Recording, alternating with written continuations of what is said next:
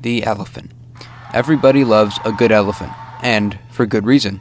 They are huge animals with some very unique features that make them stand out among every other land animal. Massive, tusked, bizarre, they seem to be so different than any other living creature, with the only thing seemingly coming close is their hairy dead cousins, the mammoths. But what if I told you that elephants aren't completely alone? A close ancestor of theirs still remains, terrorizing planet Earth. How gargantuan, how bizarre could this mystery behemoth possibly be? Can human eyes even fathom such a monster? Nope, it's just this little guy. Meet the Hyrax. Indeed, Hyraxes are related to elephants. In fact, they are said to be the closest relatives of elephants. To look at the actual taxonomy of these animals, we have to go to the mammal suborder Afrotheria, which is mainly noted because many of its species are from Africa. Along with the Hyrax and elephant, other animals within Afrotheria are aardvarks, the elephant shrew, and tenrecs. From there, elephants and Hyraxes are further grouped together in the clade Panangulata, where then they are finally separated into their different groups. In Panangulata, the only other types of animals besides elephants and Hyraxes are the also bizarre sirenians, like manatees and dugongs, which makes slightly more sense to be related to elephants. But it's still bizarre this legless sea cow is closely related to the small rabbit-like Hyrax, which begs the question, why are these animals even grouped together? Maybe this Hyrax-elephant relation is just a big prank by scientists. Of course, it isn't, and there is substantial evidence that these two beasties are related when you look at them a little closer. One of the most substantial pieces of evidence linking these animals is their feet. Look at the foot of a Hyrax. Unlike the superficially alike rodents, the Hyrax has flattened nails as well as delicate foot pads, just like an elephant. Their apparent canines are more akin to the ivory tusks of an elephant than the teeth of a rabbit or rat, due to the fact, like an elephant, these longer teeth grow from the incisors, not the canines.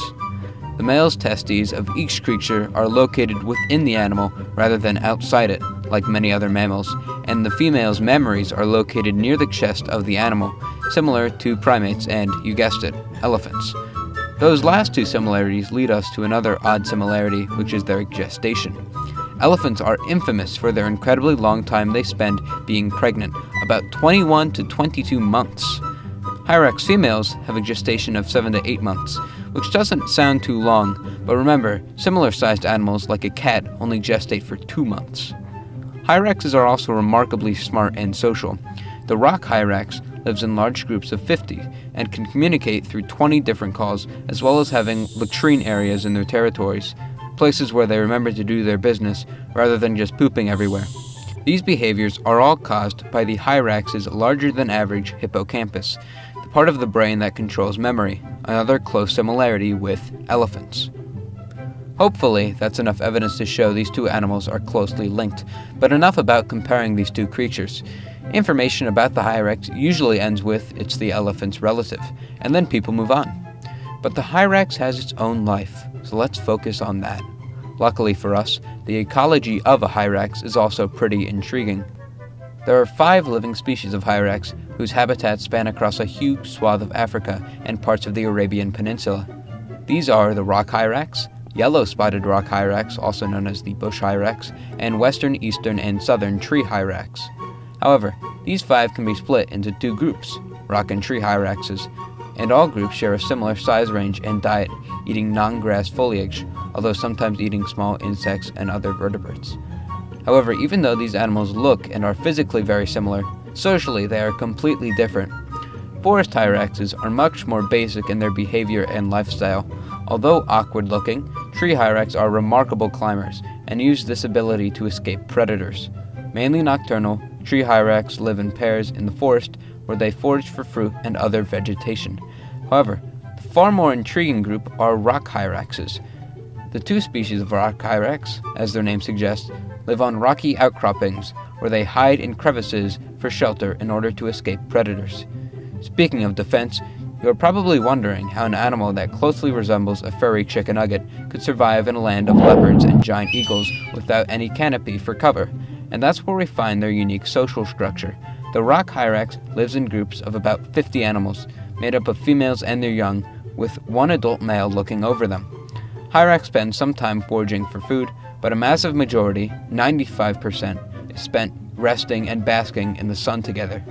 This is because Hyraxes, like reptiles, retain heat poorly and must soak up heat from the sun.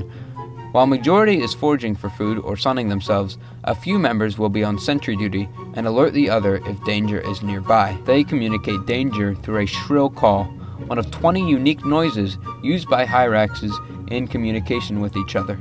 Male Hyrax noises even have syntax when they are singing, so the noises produced and their order in the song have meaning.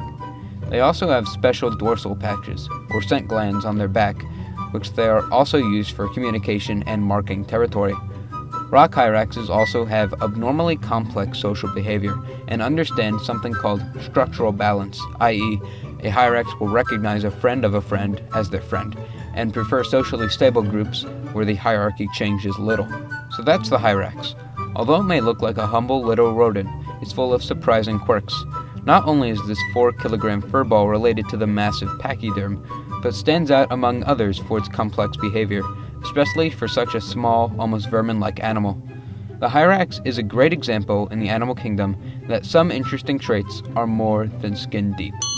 Hope you guys appreciate this shorter variant of videos. Once more, thanks to all the sources, footage, and images that I use to produce this video. Also, a big thanks to my brand new editor, who's a big friend of mine and is really helping me get these videos out without me committing a massive chunk of my spare time to making each video like I did with the last two. Of course, thanks for you, my audience, for watching, and see ya.